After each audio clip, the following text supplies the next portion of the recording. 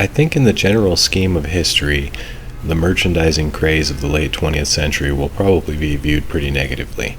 But I just wanted to bring up a time when it actually was a positive thing and enabled a lot of us to have a sort of magical experience that we wouldn't have otherwise had.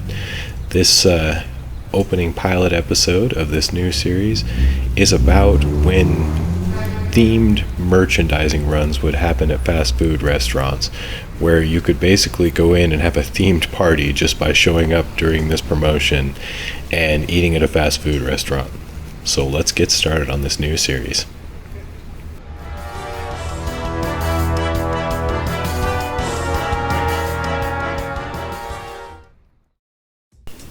If you were a kid that lived in a small town or a rural area, you would hear about places like Chuck E. Cheese or Peter Piper Pizza where you could have these themed parties, and it seemed almost like this beyond belief sort of thing that a restaurant would have a themed party based all around you. But you'd see commercials for it and be like, wow, that's amazing.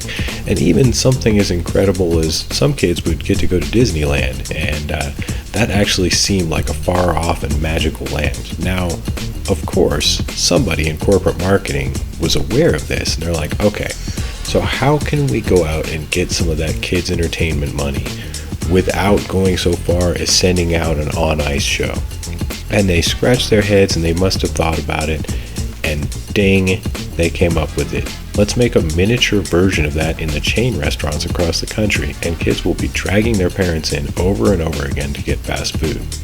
Now, the first big one that I remember was part of Marvel's Year of X-Men. I think it was Summer of X-Men, but in 1993, they were pushing X-Men absolutely everywhere. And Pizza Hut did a promotion that was so big and so loud and just so awesome that I remember it being just burned into my mind forever. Now, it had all kinds of crazy stuff. Before you even got your pizza, the placemats were X-Men, the cups were X-Men. If you were lucky, there was a 4-player X-Men arcade game in the lobby.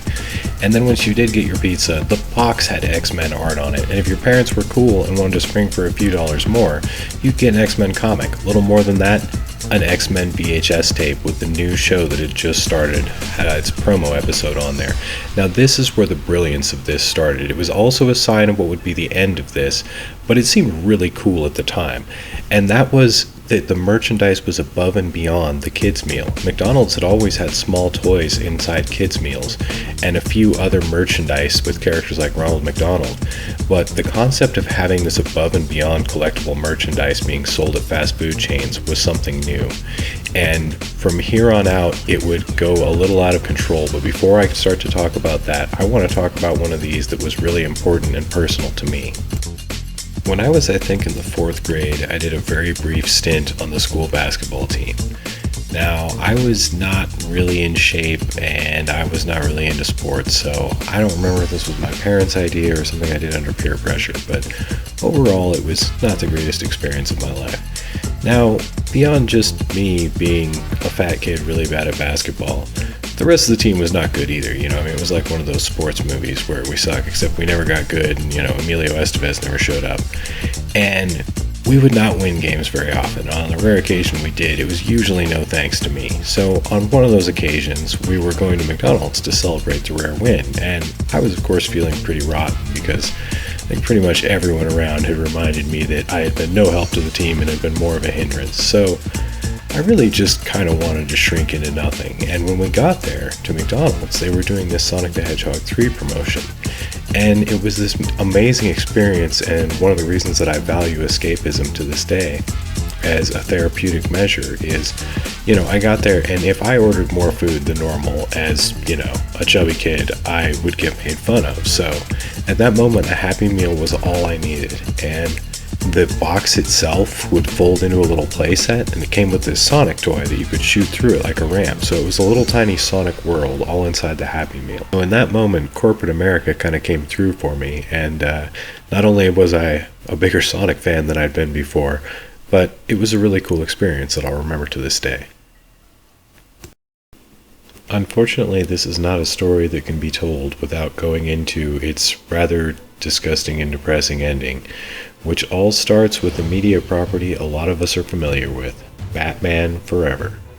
Now, Batman Forever was like a marketing blitzkrieg. It came at you from every angle. I don't even remember what sort of a Batman fan I was before the Batman Forever marketing push, but I definitely remember that I passionately wanted to go and see Batman Forever after I'd been exposed to it from every angle. And one powerful arm of this attack was McDonald's. McDonald's had the most ridiculous over-the-top Batman Forever merchandising pretty much ever. They had toys, they had posters, they had glasses, they had the lobby decorated with Batman Forever posters and blue lights and stuff. It was pretty much like everything Batman Forever. It was totally over-the-top ridiculous. And this would kind of hit us from every side with the Batman Forever merchandise with like some of these weird objects. And this would be the beginning of the end. And where it would go from here is to a point that I think a lot of us remember, even if you don't remember the early parts of this, back when it was still kind of fun and exciting. In the year 2001, we would see a marketing juggernaut unlike anything the world had ever seen. The Lord of the Rings and Harry Potter releasing in the same year. Now, this was absolutely ridiculous, and the promotions to go alongside were, of course, side by side. The amount of money that they expected to rake in this holiday season was unprecedented, and so they spent unprecedented amounts on the marketing campaign. And, well, let's just show off some of these things. Burger King decided to take things a step further than McDonald's had with Batman Forever, and had a collection of interlocking toys accompanied by glasses that, I kid you not, lit up. Now, Harry Potter stayed out of fast food chains, but the merchandise on their end got pretty ridiculous as well. Now, I remember this got to the point that I went into a big city Burger King and I opened the door and it played the Fellowship theme. They're like, dun, dun, da da dun, da da da da da da. And it was like, it was cool the first time, but then I looked around, and there are employees there, and there must be people that go to Burger King more often than I do. I was like, okay, we've gone too far. And I think we collectively realized that about this time, and it kind of broke this marketing craze, and it's why you don't see as much of this today, though it does still exist.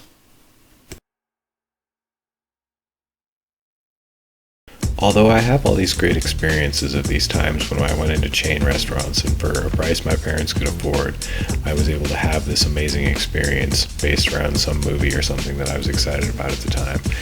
It's pretty easy to see now how we kind of wore it out and broke it, and why we can't have this thing anymore. So maybe we'll come around to a time where corporate marketing kind of finds a way to make it genuine and clever again, where it is a really exciting thing, because I think it really was a really powerful opportunity where, if you were a parent that didn't have a lot of means, you could just go to McDonald's or Pizza Hut or something, and you could pretty much throw a party for your kid themed on the thing they were really into right now, and it would totally blow their minds. In the case of the X-Men thing, or Batman Forever, it was almost completely overwhelming and would make you a fan in that moment. And sure, I guess they kind of brainwashed me and got all this money out of me over my lifetime, but the joy I brought from those fandoms, I don't regret it for a moment. So I do hope that this comes back in a good way in some time in the future.